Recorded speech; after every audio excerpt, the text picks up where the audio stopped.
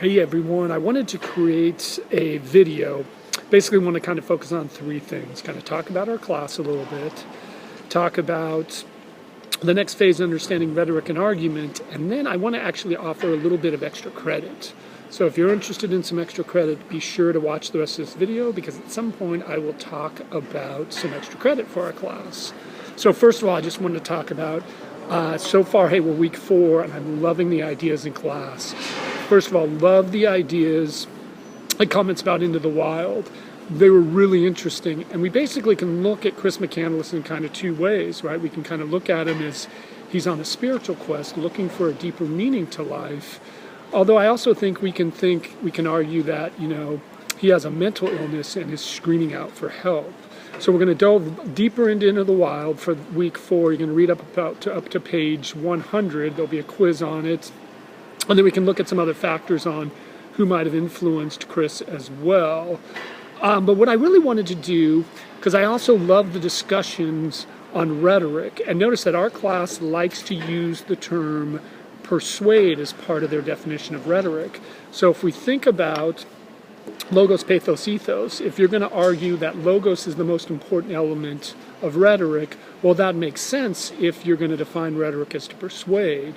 However, if you're going to argue that pathos, which is emotion, is the most important element, that would make sense if you support my definition, which is words that are used to manipulate, deceive, and con people. But what I wanted to do now was talk about the next step in our understanding of rhetoric and argument, because there's a way that rhetoric separates itself from an argument.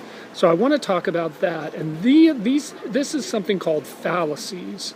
And if you have our St. Martin's Handbook on page 150, you're going to notice that there are a list of fallacies. So I thought I'd want to talk about what are logical fallacies. So in a ground class, what I would do is I'd write the term fallacy on the board and ask students what they think the term means. And so notice just from hearing the word fallacy, or if you have a chance to look at the word fallacy, fallacies are something that's false, something that's fake. And I will define fallacies as false logic.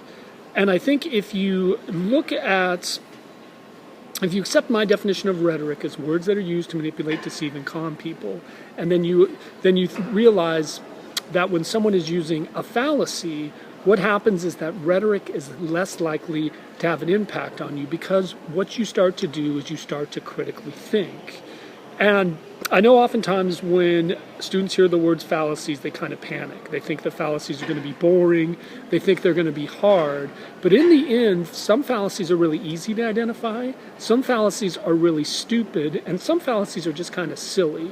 So I wanted to talk about a couple of fallacies that I like. So one of the fallacies that I like is the bandwagon. And so you can imagine, what is the bandwagon? Everyone else is doing it, why aren't you? Right? So the bandwagon is one of the fallacies that is really, really easy. And I think it's one of the fallacies you can see people might fall for because of peer pressure or wanting to be accepted by others. But there are two other fallacies that I really like. So I like the ad hominem. And an ad hominem is when you attack a person's character rather than addressing the issue.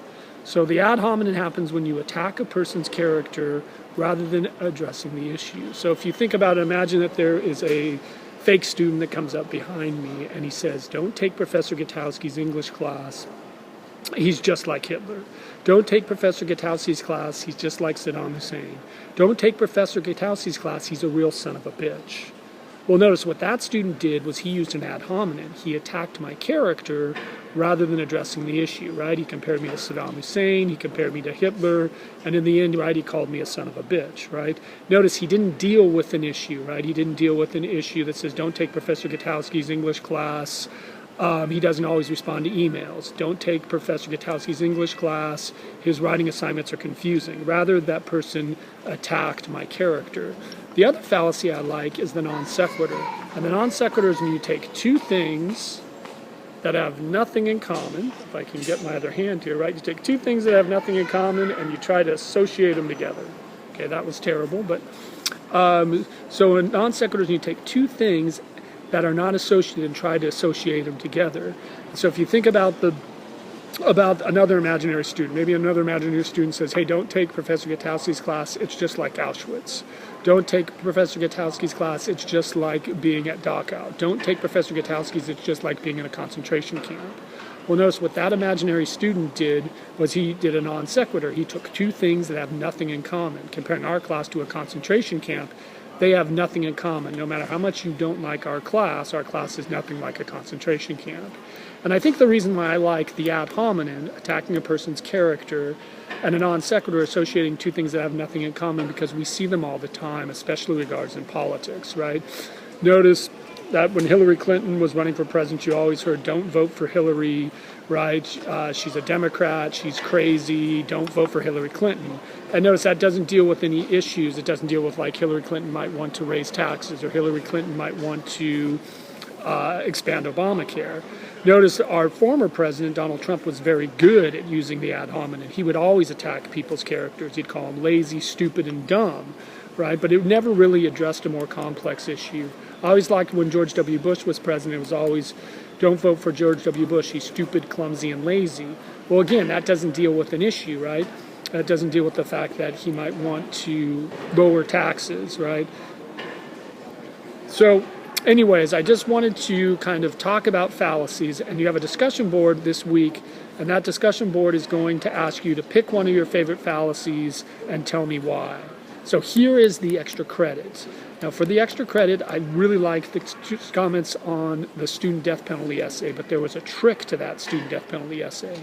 The student death penalty essay, that student was a former student of mine. He was both ESL and had a learning disability. He was dyslexic. And what I want to know, in a short response, I want to know what you think of the essay after learning that the student had a learning disability. Does it change your view of the essay? Does it make you raise or lower that grade? And what I want you to do is I want you to send that response to my Hotmail account. And my Hotmail account is e_5700@hotmail.com. I'll give you 5 extra credit points if you just send me a short email letting me know what you think of the fact that that student who wrote the student death penalty both had a learning disability and was ESL.